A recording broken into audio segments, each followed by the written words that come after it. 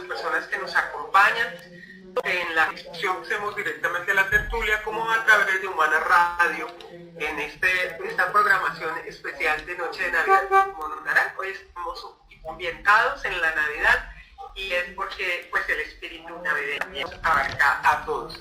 Hoy tenemos una invitada de lujo, se trata de Imelda Daza.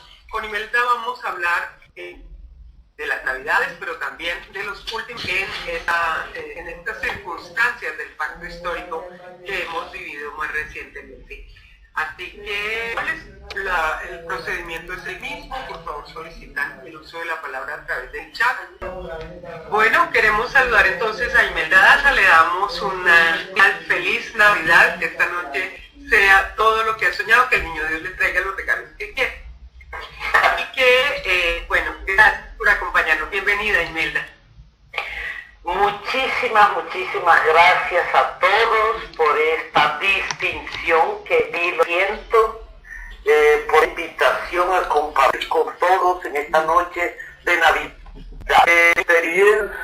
Mis experiencias navideñas son contrastables en la medida en que los mejores recuerdos de las Navidades para mí están en Villanueva, Guajira, donde yo me crié. No nací ahí, pero de ahí era mi papá.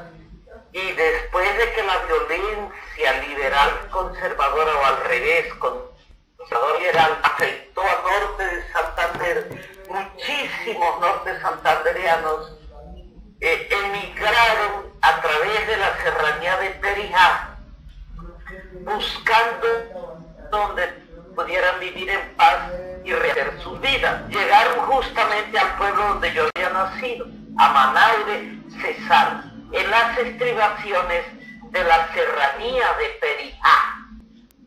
Un pueblo a 900 metros sobre el nivel del mar, un pueblo frío, se decía en aquella época, de vegetación muy verde, muchas flores, mucha agua.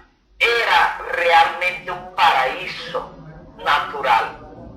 Bueno, la migración de norte santandereanos a este pueblo provocó la huida despavorida de las familias que vivíamos allí. Los norte santandereanos venían cargados de odio, de resentimiento, de amarguras, de dolor, producto de esa persecución de los conservadores contra los liberales, que sigue siendo válido en norte de Santander todavía. El caso es que entonces mi papá, que era de La Guajira, decide que la familia se va para Villanueva, Guajira. Ese desplazamiento es mi primer recuerdo ingrato de mi vida. Me dolió mucho dejar Manaure con su vegetación verde siempre, con su clima frío, con su naturaleza exótica, con agua por todas partes, para llegar a La Guajira, reseca, a un pueblo como Villanueva, donde lo único que había era piedras, porque eso fue el lecho de un caudaloso río que desapareció. Doloroso para mí. Yo hoy, cuando oigo hablar de los desplazados y de las familias con niños desplazados, yo recuerdo mi dolor y mi nostalgia cuando nos mudamos de Manaure para Villanueva. Pero bueno, allí empecé la escuela y eso resultó muy atractivo. Luego fui a estudiar a Bogotá, en fin, yo me hice economista, pero mis Navidades más importantes transcurrieron en Villanueva, Guajira, en el sur de La Guajira. Yo pertenezco a una familia grande, feudal, donde la familia no era solo a la mamá y los hijos, como nos lo impuso la sociedad capitalista, la modernidad, sino que la familia era también la tía solterona, el tío viudo, la sobrina abandonada, los abuelos, la cuñada que no encontró más parejo y también se agregó, y los hijos nacidos antes del matrimonio. Cuando mi mamá y mi papá se casaron, mi papá tenía 11 hijos de 5 mujeres distintas. Ah, caramba. Esos 11 hijos de mi papá compartieron con nosotros en algún momento de la vida. Todos convivieron y a todos aprendimos a quererlos. Nos quisimos muchísimo y mi mamá, Qué bueno. la mujer dadora de vida, manejó todo eso con una elegancia que todos esos hijos de mi papá terminaron queriéndola más a ella que a él. Fabuloso. Entonces yo crecí en medio de mucho cariño, muchos afectos, de una familia extensa. Gracias a eso soporté la vida en el exilio, la vida en Suecia, porque después de mucho trabajar y de hacerme economista de la Universidad Nacional, yo decidí regresar a mi tierra. Aquí donde me decía algún amigo, se enterró mi placenta, yo sentía que este era mi lugar. Y aquí vine, a Valledupar, una tierra mágica y maravillosa, aunque marcada por la cultura traqueta y por el paramilitarismo, que aquí se desarrolló plenamente. Claro. Bueno, ese paramilitarismo y después de la incursión en la Unión Patriótica, yo fui concejal de la Unión Patriótica aquí en Valledupar. El genocidio contra la Unión Patriótica empezó en el año 85, antes de las elecciones, y después de las elecciones en el año 86, que fue exitosa para la Unión Patriótica, yo fui elegida concejal aquí en Valledupar. La persecución y la reacción de la clase dirigente ante ese éxito de la Unión Patriótica fue todo lo contrario de lo esperado. Uno se imaginaba que la Unión Patriótica había oxigenado esta precaria democracia y que sería bien acogida la elección de 7 concejales en el Cesar y un diputado a la Asamblea. Pero no fue así. Lo que organizó la acción de la clase dirigente fue organizar un macabro plan de exterminio físico de la Unión Patriótica que lo llamaron el baile rojo. Eso me hizo ir a mí al exilio, a Suecia, lo más lejano de aquí, 14 horas en un avión para llegar allá. ¿Cómo viví las navidades en Suecia? Llego al exilio en Suecia, un país maravilloso, extraordinario, un país donde la democracia, los derechos humanos hacen parte del ADN. Allá hay temas que no se discuten, el tema del aborto, el tema de la equidad de género, aunque hay desigualdades, persisten desigualdades. Son temas que ya prácticamente no se discuten. Es un país donde no hay pobres como aquí. Todos los ciudadanos, no importa de dónde vengan ni cuándo hayan llegado, tienen garantizada la alimentación, la salud, la educación, la vivienda y la recreación. Porque jugar fútbol o sentarse en un parque a echar carreta no es vagancia, es una necesidad. Y el Estado es el responsable de garantizar eso. Entonces es un país maravilloso, pero el problema es que yo ni era de allá, ni me parecía ninguno, y aquello no era lo mío.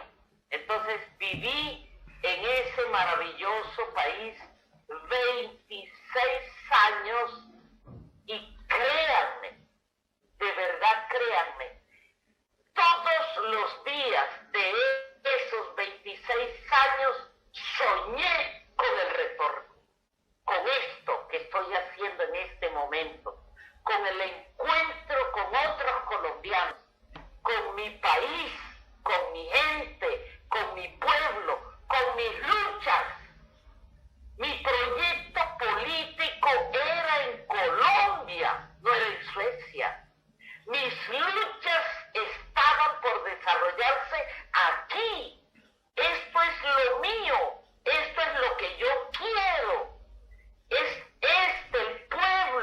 mí me duele. No fue fácil. Yo llegué a Suecia con 3 bebés. El mayor de 5 años, el segundo de 3 y una niña de año y medio. Caramba. ¿Qué me dije yo? Tengo que garantizarles a ellos una vida normal. Entonces, pellízcate, y Flavio, mi compañero, aquí hay que organizar la vida. Y bueno, parte de la vida eran las Navidades, esto que hoy celebramos. Es un día que en Suecia, a pesar de ser un país laico, el 65% de la población sueca no es creyente. Los creyentes son en su mayoría personas de la tercera edad, heredaron. Los del protestantismo pasaron a ser parte del ADN de los suecos. El culto al trabajo, el repudio al ocio, la discreción, la vanidad es repudiable, la ostentación no se permite, en fin, son principios que les inculcó el protestantismo y que ellos asumieron como aspectos culturales. Pero hay 2 fechas en el año que se celebran muchísimo, que es el equinoccio de la primavera, allá llaman el Midsommar, la mitad de la primavera, del verano, y la Navidad. La Navidad, aunque no sean creyentes, es para ellos la fiesta de la familia. Ese día es quizá el segundo día del año en el que se reúnen los abuelos. Los jóvenes en Suecia adoran a los abuelos más que a los padres, porque el padre, ambos trabajan, el papá trabaja, la mamá trabaja, no hay tiempo para consentir, el horario de trabajo es exigente, la responsabilidad, claro. Los únicos que tienen tiempo para consentir a los nietos, complacerlos, quererlos, consentirlos, son los abuelos. Los abuelos son una institución. Y hoy, día de Navidad, se reúne toda esa familia de abuelos maternos, paternos, algunos se dividen, y papá, mamá e hijos. El resto de la familia no cuenta. La familia en el mundo capitalista se ha ido reduciendo. Claro, eso lo sabemos todos. Entonces, la tía viuda o la cuñada solterona, eso no cuenta, como contaba en mi familia en Villanueva. No, en aquel mundo desarrollado eso no cuenta, pero sí cuentan los abuelos, padres e hijos. La Navidad la festejan grandemente. Hay una cena a las 4 de la tarde, pero primero se ve una película yo no entiendo por qué, pero hay una tradición de ver una película de Disney a las 3 de la tarde. Eso termina como a las 4 es el reparto de los regalos de Navidad, que son una institución. Después de repartir los regalos viene la cena navideña. Es decir, nunca en ningún momento del año se sirve una cena tan especial como la noche de Navidad. Se come lo mejor, lo más exquisito. Los suecos son excelentes cocineros. Todo el mundo sabe cocinar porque allá el servicio doméstico es prohibido. Nadie le sirve a nadie. Nadie tiene necesidad de servirle a otro. Entonces, la cena navideña se hace familia. Todos colaboran en la elaboración de esa cena navideña, que me sorprende a mí, todos los años es idéntica. Todos los años se come lo mismo. Se bebe el mismo vino y el mismo trago, el vodka, mucho absoluto vodka, que es sueco.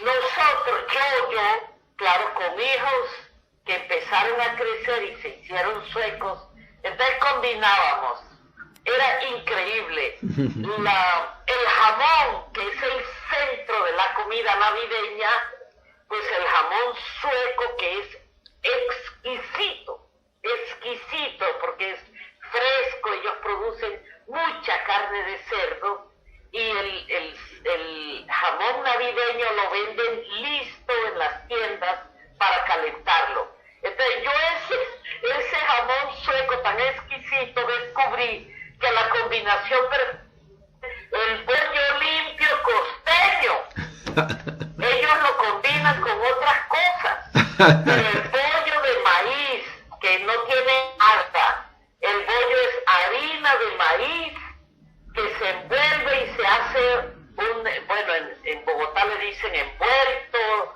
de distintas maneras, pero nosotros en la costa le decimos el bollo limpio, que alguna sueca me preguntó, ¿y eso a qué sabe? Eso, le dije, eso sabe a lo que tú le untes, a lo que tú combines. Entonces eso pasa perfecto con el jamón sueco, que es de un sabor fuerte. Entonces yo combinaba y le enseñé a mis hijos a combinar la nata sueca con la navidad. Ellos hacen igual el jamón sueco con el bollo limpio, porque allá venden harina pan venezolana. Logramos que la llevaran. En los primeros tiempos fue difícil. También, es decir, en la comida combiné siempre los sabores costeños con los sabores de la comida sueca en la Navidad. El tema de la Navidad es la reunión familiar, es la fraternidad de la familia sueca, es el segundo día del año en que se reúnen todos, se reparten muchísimos regalos. Claro, ellos son un país de promedio de ingresos muy altos, entonces se regalan de todo, se comparte el programa de televisión de Disneylandia, se bebe mucho vodka, mucho coñac, porque esta época es de oscuridad total. Hoy me decía mi hija, llevamos unas semanas sin sol, sin luz. Y le dije, tienes que esperar un mes más, mijita, porque la luz y el sol de ver. Para mí era muy cruel. Yo allá persistí en la costumbre colombiana que yo había aprendido aquí, de ponerles los regalos de Navidad. Allá se ponen debajo del árbol. Yo no, yo se los ponía a ellos debajo de la cama, y al amanecer del 25 era que los podían abrir. Entonces, sí, yo me esmeraba por combinar la Navidad colombiana con la Navidad sueca, porque nunca renuncié a mi identidad caribeña. Eso sí que no. Y a mis hijos les inculqué eso mismo. Los obligué a hablar castellano contra su voluntad. Ellos aprendían mientras sueco e inglés. Pero yo le decía a las mismas profesoras del colegio, imposible que mis hijos usen a castellano, que es un idioma de 21 países en 3 continentes, para quedarse hablando sueco, que es el idioma de un país en un continente. Y triunfé porque mis hijos hablan castellano. Y ellos cuando les preguntan, ¿y cómo hicieron ustedes para hablar castellano siendo que llevan toda la tiempo aquí? Y mi hijo mayor le dijo una vez a una profesora, es que nosotros crecimos en una mamocracia. La mamocracia consistía en una mamá que nos obligaba a hablar castellano. Alguna vez fue una bogotana a Suecia a hacer una maestría y conoció a mi hijo mayor, que para entonces hacía un doctorado, y le dijo, pero me sorprende que tú hablas castellano y lo hablas muy bien. Y digo, sí, es que yo crecí en una mamocracia. Y usted dice, no, pero además me sorprende que no solo hablas castellano, sino que hablas vallenato, hablas costeño. Pero ¿y qué querías? Si es que mi mamá es costeña. Bueno, sí. Eso es muy importante porque, es decir, sellarle a los hijos su identidad de colombianos, yo siempre lo considero muy importante, porque de lo contrario le pasa como a tantos inmigrantes, refugiados, que los hijos que nacen allá o llegan allá muy niños, crecen en un limbo doloroso y preocupantes. Ni son chilenos, ni son peruanos, ni son mexicanos, pero tampoco son suecos, tampoco son europeos. Entonces yo para mis hijos sí quise que fuera claro en ellos su identidad de colombianos. Entonces el Año Nuevo lo celebrábamos colombianos, la Navidad entre Suecia y Colombia. Los suecos no celebran mucho el Año Nuevo, no es una fiesta importante para ellos, es un simple cambio de calendario y no más. Yo le enseñé a mis hijos que el Año Nuevo sí es muy importante porque en La Guajira se celebraba a plomo y con los whisky más exquisitos del contrabando inglés. En La Guajira era usual que el 31 de diciembre todo el mundo tenía armas porque vivíamos del contrabando. Y el contrabando era fundamentalmente de armas y de licores. En La Guajira, en los años 60, se bebían los licores que el resto de Colombia no conocía. Bebíamos Absolut Vodka de Suecia. Bebíamos whisky de Malo de Escocia, que el resto del país no conocía. Claro que los guajiros tampoco sabían qué era eso. Se lo bebían porque era sabroso y emborrachaba, pero no más.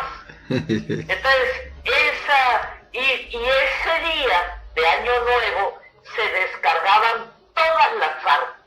A las 12 en punto, todo el que tenía una metralleta, un revólver, una pistola, lo descargaba a la hora de las 12 de la noche. Entonces, eso que era horroroso y que a nosotros nos asustaba y que mi mamá nos mandaba pues a meternos debajo de las camas por si acaso. A mí me marcó, claro, yo eso nunca se lo inculqué a mis hijos, ni más faltaba, pero se los explicaba.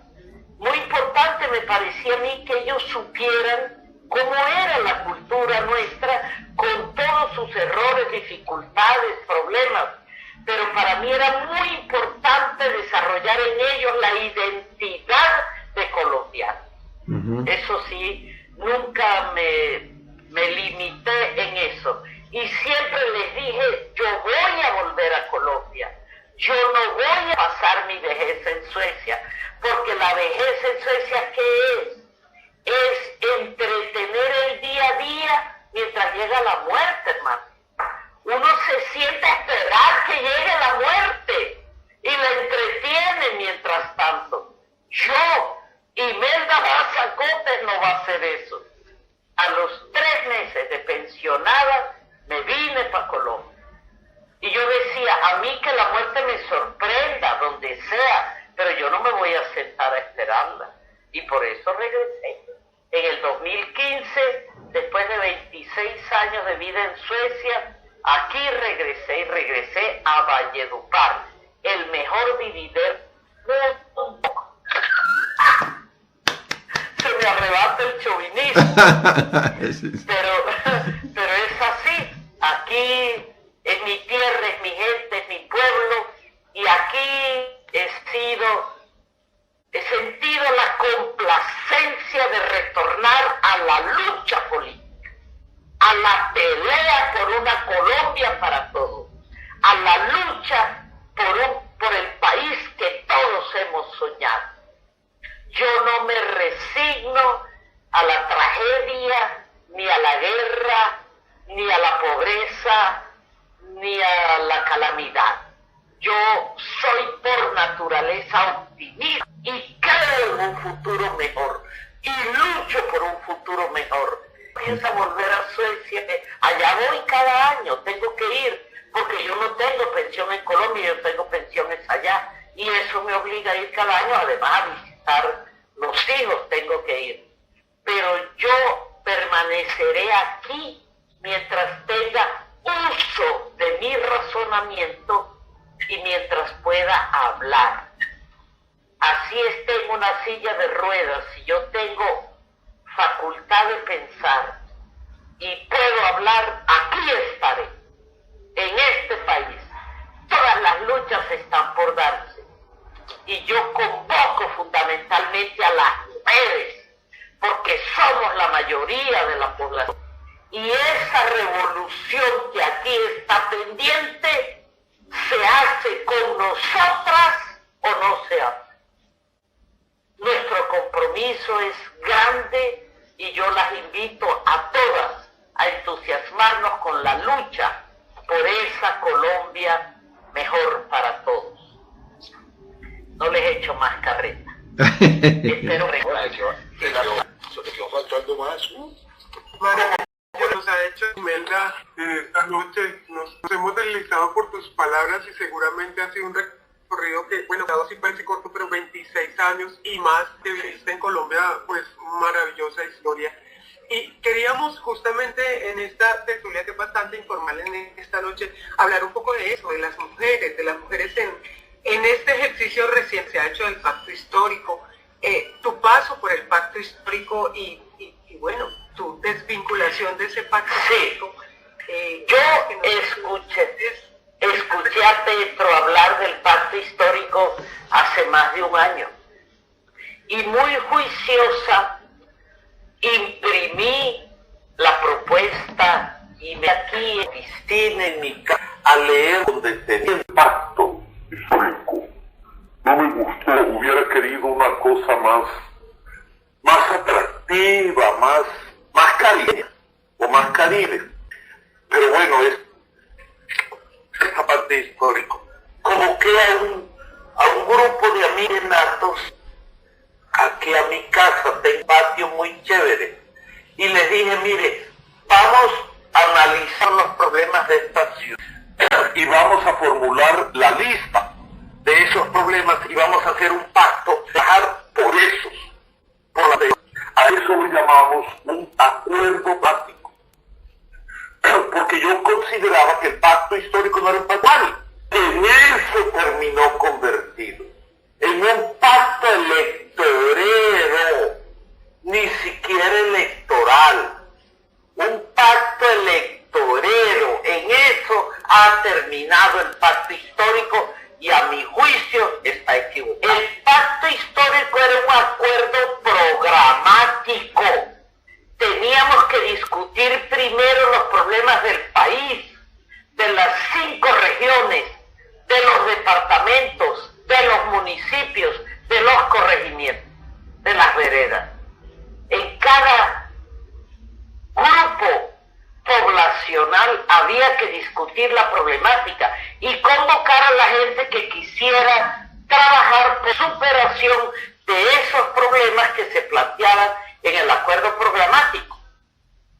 Claro que también reconozco que vino la pandemia, frenó todo, quedamos condicionados a lo virtual, pero aprendiendo de lo virtual, porque tampoco sabíamos mucho. Después, cuando como que ya aprendimos el tema de la virtualidad, llegaron las vacunas y como que nos sacudimos un poco, pudimos salir a la calle y vino el paro nacional. El paro nacional fueron 4 meses durante los cuales las únicas noticias se referían al paro nacional y el pacto histórico quedó silenciado y en las elecciones del 2022 quedaron marginadas. Eso fue una seria dificultad. 2 factores que afectaron el desarrollo del pacto histórico, la pandemia y el paro nacional. Pero bueno, 4 meses después del paro nacional pudimos sacudirnos y sí, hablemos de pacto histórico, pero ya las elecciones estaban a 7 meses. Ya no había tiempo de acuerdos programáticos. Ya no había tiempo sino de juntanzas electoreras. Y nos enredamos en ese cuento de las juntanzas electoreras, de armar listas para el Senado y listas para la Cámara. El pacto histórico dijo los que quieran ser candidatos al Senado pueden inscribirse. Y yo muy aplicado dije, yo quiero ser parte de ese Congreso que va a respaldar la presidencia de Gustavo Petro. Para mí, el mejor candidato de muchas décadas, un hombre de probada transparencia, de probada eficiencia administrativa en la alcaldía de Bogotá, un hombre conocedor de los problemas del país, estudioso, capaz, buen expositor, es decir, todos los méritos, pero con un ego más grande que su sabiduría, también hay que decir. Entonces, bueno, empezamos a hablar de nuevo aquí de pacto histórico, pero ya poco de acuerdo programático. Lamentable, porque nos quedamos en lo puramente electoral. Entonces, en todos los departamentos y regiones el tema fue quiénes van en la así, y no volví más a su este. Entonces, cuando llegamos a este punto del pacto histórico, entonces, bueno, ¿qué vamos a hacer? Si es posible construir un movimiento fuerte que renueve el Parlamento colombiano, el Congreso, y que garantice la gobernabilidad para Gustavo Petro presidente. En eso me embarqué con entusiasmo, con alegría, llena de optimismo. Yo soy de eso que llaman los optimistas, que no son más que, ¿cómo es que dicen? Optimistas mal informados, algo así. Y por eso pues yo, eso. Entonces yo sí optimista siempre, pero que las posibilidades siempre existen y que todo depende de nuestra voluntad de transformar esta realidad. Empezamos a organizar pacto histórico, 9 organizaciones aquí en el Cesar.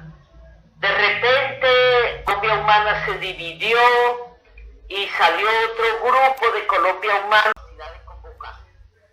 En fin, son un grupo valioso, están muy organizados. Ya éramos 2 grupos de pacto histórico y de repente surge un tercer grupo de pacto histórico con 2 delegados que vienen disque de Bogotá.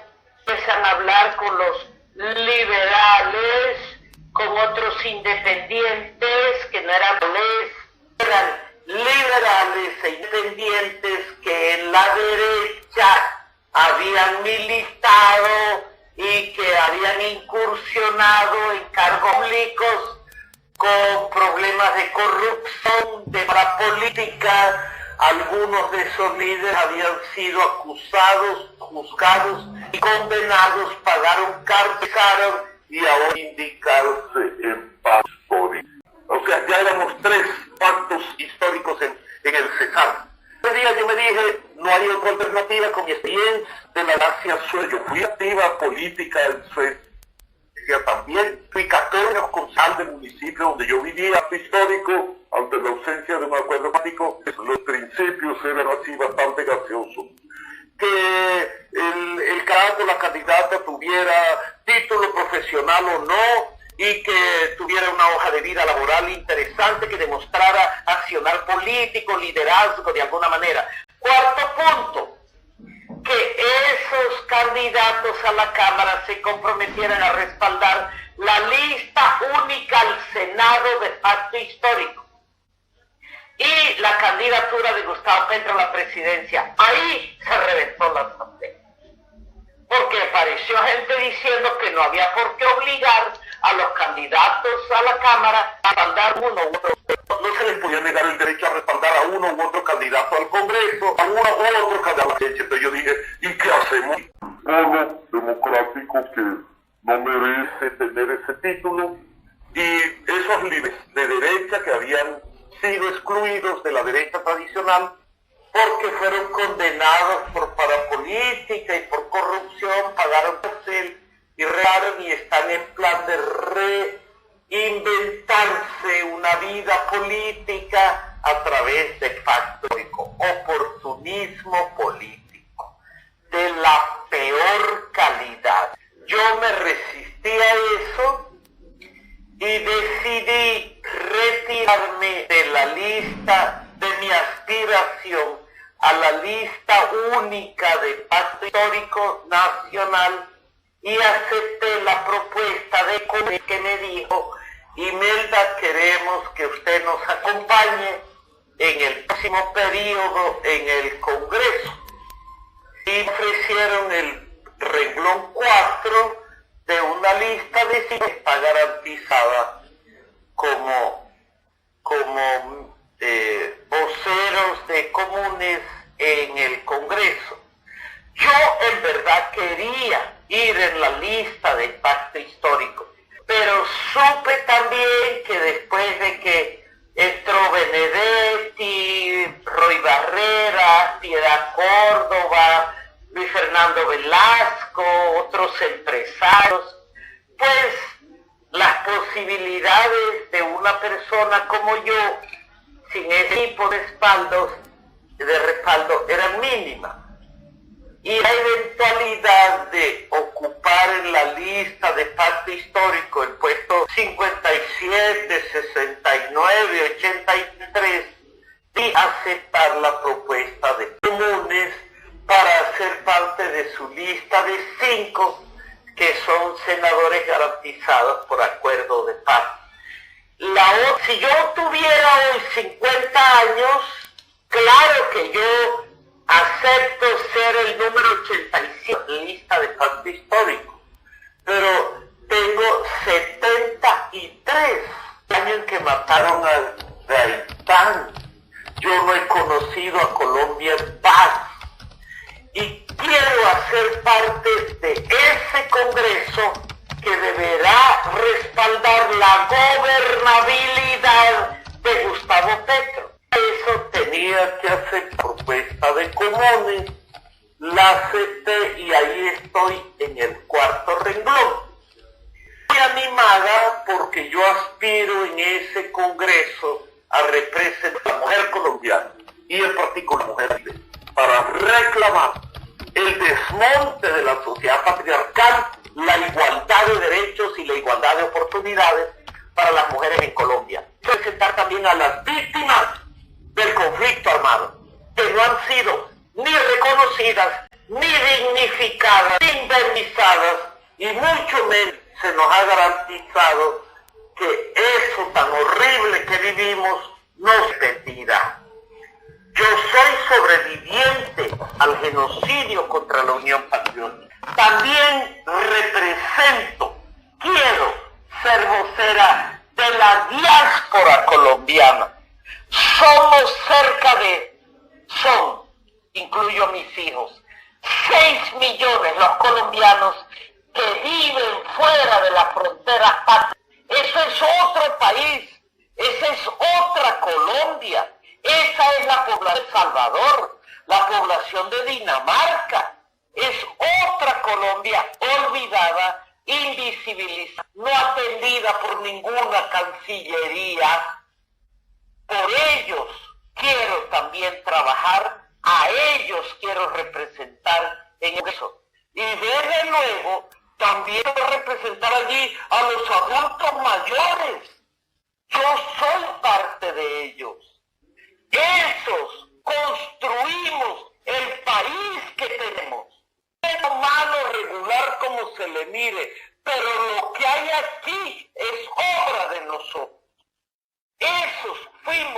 Eso tejimos nosotros y merecemos reconocimiento, dignificación y pensión garantizada. Eso quiero para las personas de la tercera edad, para los adultos mayores en Colombia. Garantía de una pensión con la simple edad de pensión. ¿Cómo es posible que mi mamá, que crió 10 hijos, que le servimos a este país, nunca tuvo una pensión, un reconocimiento? ¿Es que acaso el cuidado de 10 hijos no es garantía suficiente para tener derecho a una pensión. Por esos colombianos trabajaré yo en el Congreso y a ellos quiero representar. He dicho. Eso quiere decir entonces que Imelda, como senadora, porque las 5 ocurren garantizadas comunes, al menos por este periodo, y que estará en el Congreso, habrá una comunicación con ella mucho más efectiva para lograr pues estas alcances que nos hemos propuesto. Será un apoyo para el pacto histórico en términos de que estará en esta orilla de pensamiento y que se ayudará al fortalecimiento de la gestión que se pueda hacer en el campo parlamentario. Imelda, ¿por qué Suecia? ¿Cómo? ¿Por qué Suecia y no ningún otro país? No, fue pura casualidad. Yo tuve que salir de Valledupar un día después de que me dejaron en el antejardín de mi casa una corona de flores silvestres, con una tarjeta hecha así a mano en la que me invitaban a mi sepelio al día siguiente. Bueno, al día siguiente me fui de Valledupar y para Bogotá. Yo me fui para Bogotá porque decía, Bogotá es la ciudad donde tengo más amigos, allá estudié el bachillerato, la universidad, tenía 5 meses de embarazo y 2 niños muy pequeños. Ahí nació mi hija y 5 meses después de nacida mi hija, estaba en todo su furor el genocidio contra la Unión Patriótica, las amenazas eran telefónicas. Y yo había aprendido ya que las amenazas asustaban. Las amenazas eran la advertencia de que iban a matar.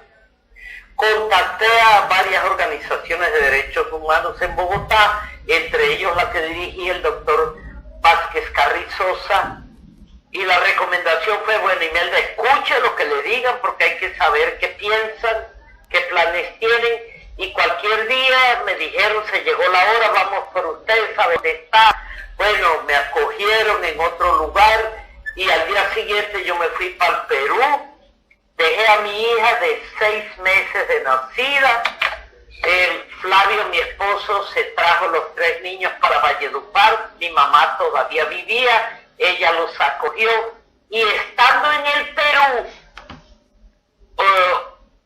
Bernardo Jaramillo fue a Europa a denunciar el genocidio contra la Unión Patriótica, y en Suecia unos amigos míos le preguntaron si sabía algo de mí. No existía el internet en esa época. Él dijo que sí, que a mí me había tocado salir para el Perú. Esta amiga le entregó a él un papelito con su dirección, su teléfono, y le dijo, si usted de casualidad puede localizar a Imelda en el Perú, dígale que se comunique con nosotros. Así fue, Bernardo Jaramillo hizo la tarea, yo recibí esa dirección, ese teléfono, me conecté con esos amigos en Suecia y ellos me orientaron para irme para allá. A uno no le importaba en esa época qué país era, lo importante era salir de aquí cuanto antes. Y mientras más lejos, mejor. Entonces, por eso yo fui a parar esa carrera y ese susto en Suecia. Pero si yo pudiera devolver la historia, yo me hubiera exiliado en Uruguay, en Paraguay, no sé, en Latinoamérica en todo caso, en México.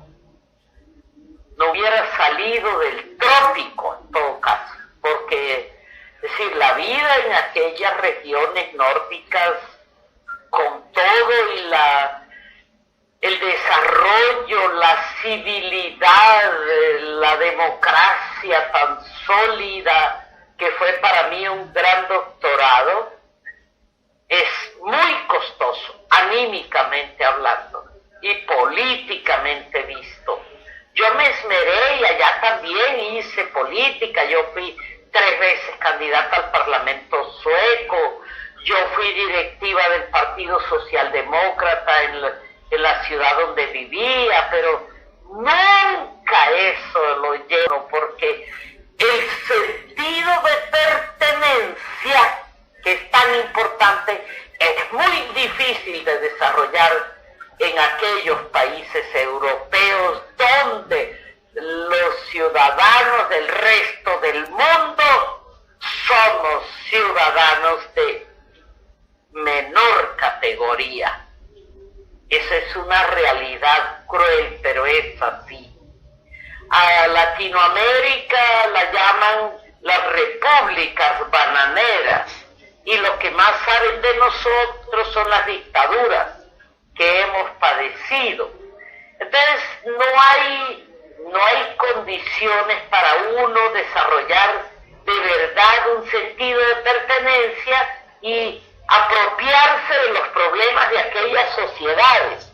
Además es muy difícil, no sé, para mí eso de discutir una ruta de bus y el tema de la discoteca para los jóvenes, cuando el problema aquí en Valledupar era pues de escuelas y de seguridad y de paramilitarismo.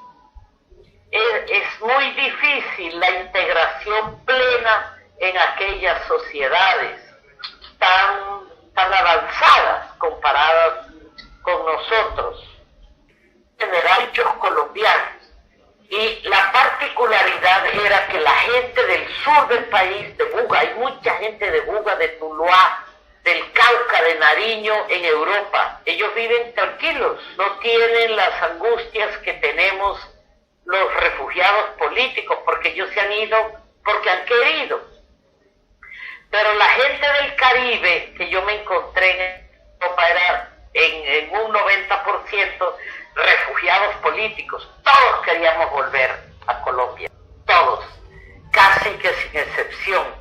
Extrañamos mucho el sol, la luz, esta energía que le da a uno el ambiente tropical.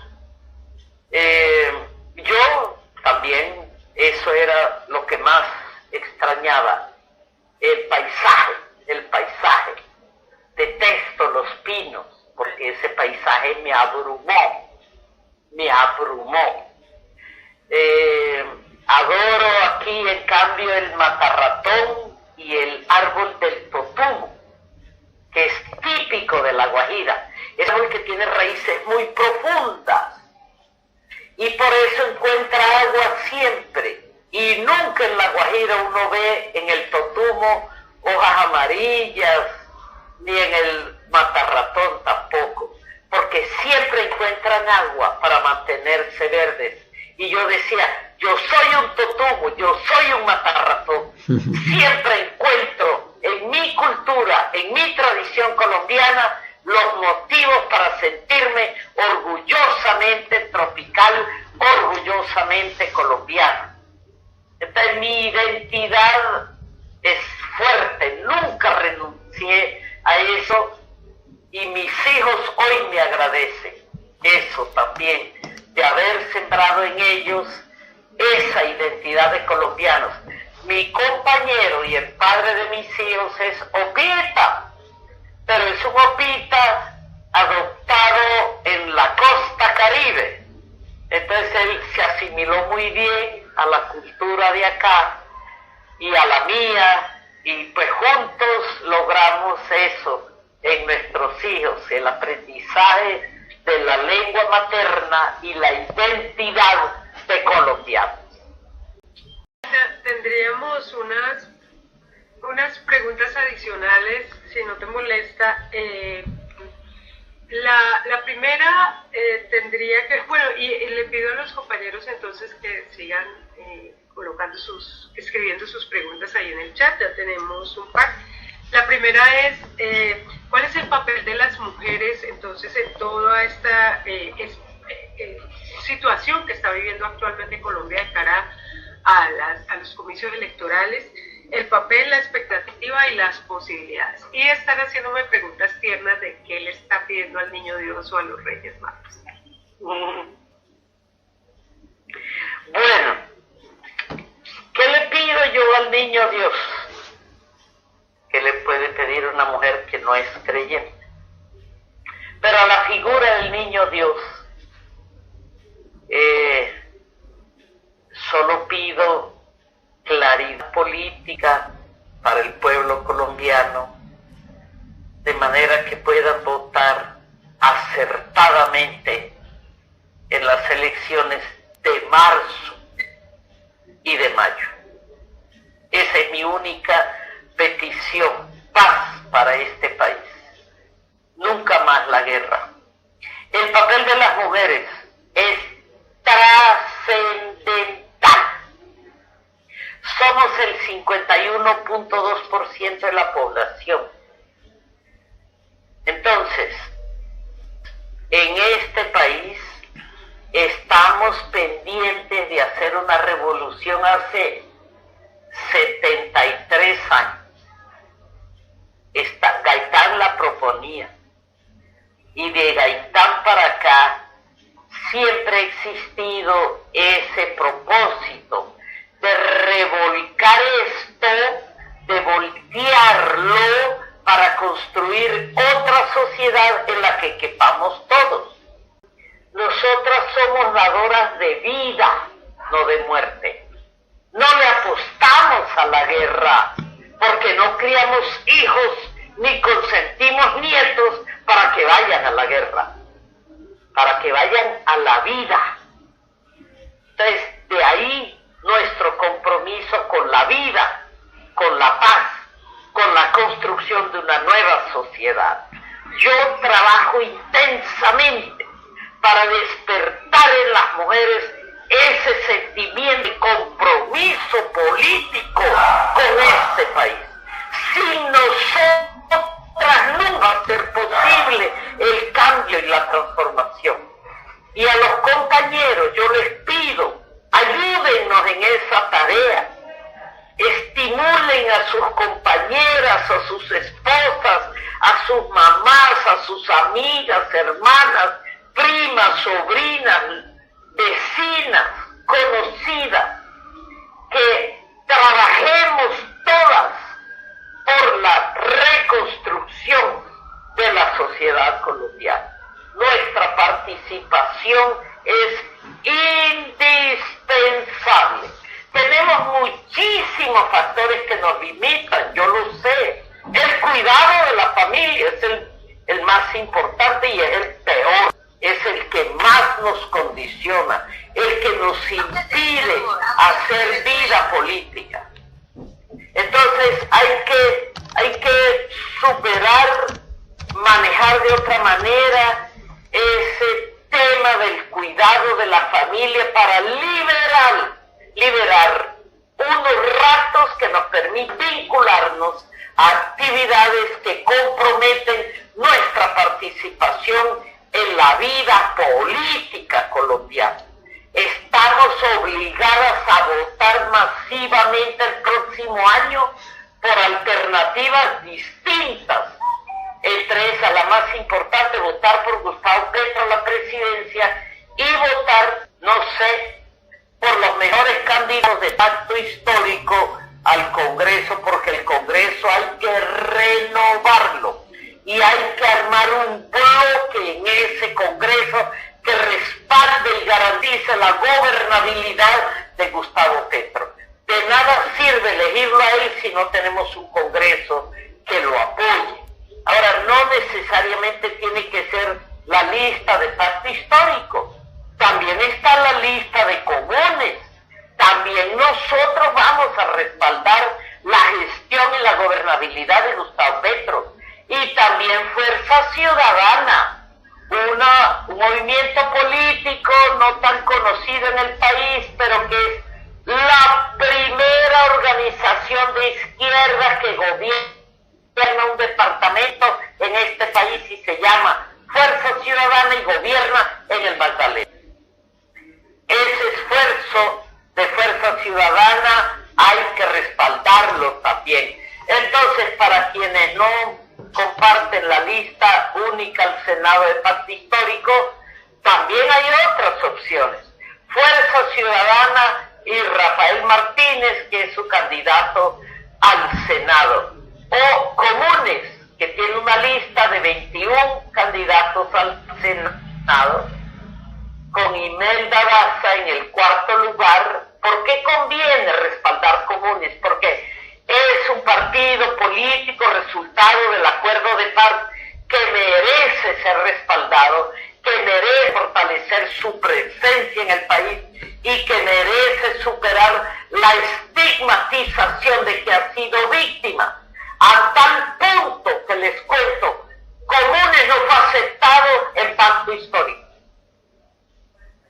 Duele reconocer eso, pero es la verdad. Aquí en el Cesar yo me di a gatas para ser reconocida como vocera de Comunes en pacto histórico. La izquierda misma nos estigmatiza. ¿A dónde vamos a llegar por esa vía? A ninguna parte. Entonces, 3 son las opciones para votar en el mes de marzo. A partir de este momento, entonces damos la palabra a Javier Guacaneme y bueno, si hay alguna otra persona que quiera intervenir, con mucho gusto. Gracias Teresa. Imelda, pues muy contento con tu relato, agradecido con esa forma en que nos has transportado a esas costumbres y cómo nos has aterrizado también en las nuestras. Agradecido porque es un ejemplo de cómo hacer país sin estar en el país. Eso de poderle pasar o mostrar las costumbres a los hijos de esa tan fuerte que nos has mostrado, es de admirar. Ya viniendo más al plano de lo político, por estos días y lo que ocurrió la semana pasada ya con la conformación de estas listas y del pacto y demás, pues hubo mucho desazón y todavía se sienten las estelas de un pesimismo, por decirlo de alguna forma, al ver cómo quedaron conformadas. Yo te invitaría a qué mensaje tú, desde tanto conocimiento que tienes con respecto de la política, un mensaje a esas personas que de una u otra forma se han sentido heridas, se han sentido no muy bien tratadas por diversas fuentes, por diversos partidos, a afrontar este nuevo año que viene de política. ¿Tú qué mensaje le podrías enviar a ellos que definitivamente nos devuelvan la esperanza un poco? ¿Y qué amenaza es la que tú ves como más latente que podemos tener como pacto histórico a afrontar en esas elecciones? Gracias, Imelda. Bueno, yo diría que el desencanto con la lista única de pacto histórico al Senado es extendido al país, porque bueno, es innegable que el espacio de los primeros puestos se cedió en buena parte a esas nuevas fuerzas que llegaron a pacto histórico, y se desconoció en buena parte a quienes con ahínco, con entusiasmo y con decisión trabajamos por construir pacto histórico, por sumar fuerzas alternativas, progresistas y de izquierda a pacto histórico. Es de verdad no hay un espacio en pacto histórico. El argumento que les dijeron fue: pero es que ustedes ya tienen 5 senadores y 5 representantes, ¿para qué quieren más? Ellos dijeron: es que no queremos estar aquí para tener cupos en el Congreso Nacional, queremos estar aquí para aportar, para ser parte.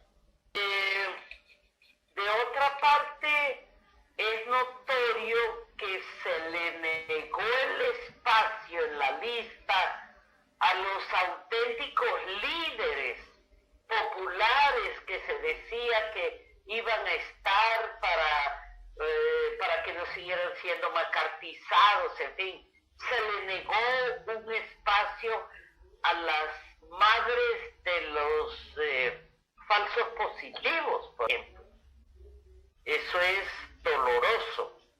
Y en cambio se le cedieron cupos a los liberales y gentes de distintas tendencias que se sumaron al pacto porque se considera que ellos van a sumar votos, pero se subestimó la capacidad de ganar votos de nosotros y de los que veníamos desde siempre con el pacto histórico.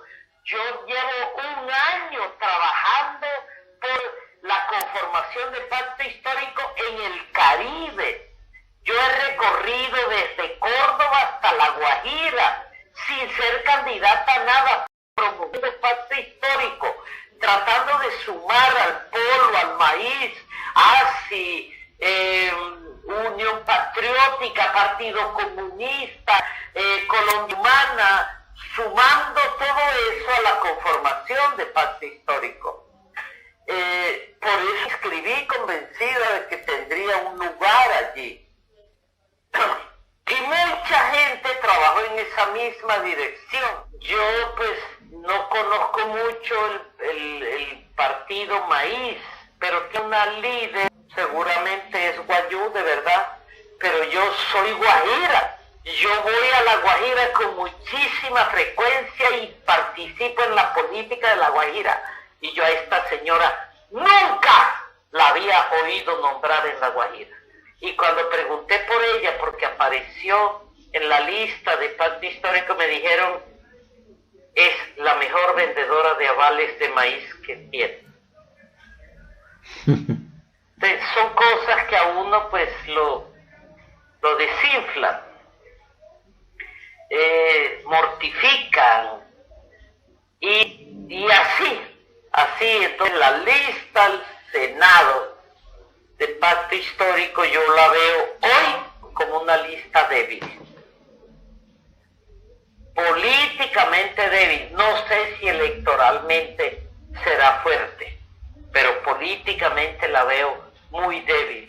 Y resultado de eso fue también que en la mayoría de los departamentos las listas a cámaras se vieron infiltradas por liberales corruptos, conservadores corruptos, que sin espacio en esa derecha vieron en el pacto histórico la posibilidad de infiltrarse y de armar listas también, y esa es la lista de casi todos los departamentos de la Cosa, incluido el Cesar.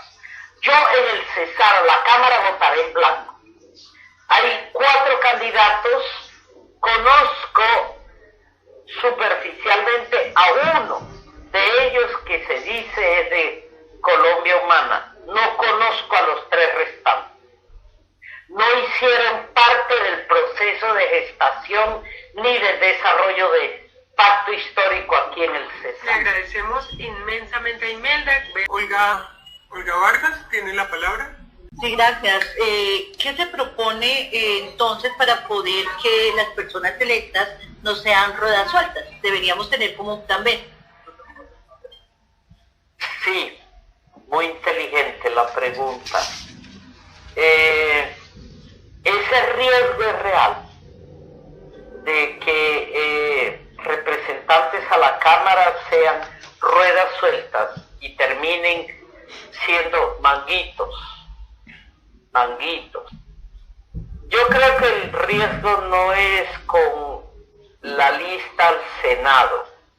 Ahí más o menos hay un compromiso de respaldar las ejecutorias de Gustavo Petro presidente. Pero en la Cámara sí veo yo muchas debilidades y es muy posible que muchos de esos representantes elegidos en realidad no representen a pacto histórico, sino otros intereses. Fue equivocada la orientación para escoger las listas a Cámara. o más que equivocada, no hubo orientación.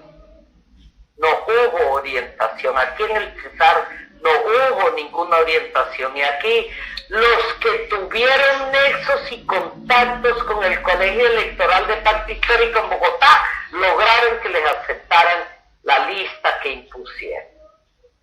Es que es muy difícil que un movimiento pacto histórico sin estructura orgánica, sin una organización formal, logre y pueda controlar el manejo de unas listas electorales. Tenemos que cerrar la emisión hoy. Queremos desearle a nuestra audiencia unas felices fiestas de fin de año. Nos veremos dentro de hoy por la prosperidad del próximo y por lucidez en el campo electoral. Por ahora, muchísimas gracias a todos y todas quienes estuvieron conectados y quienes nos ven en reproducciones posteriores. Que tengan una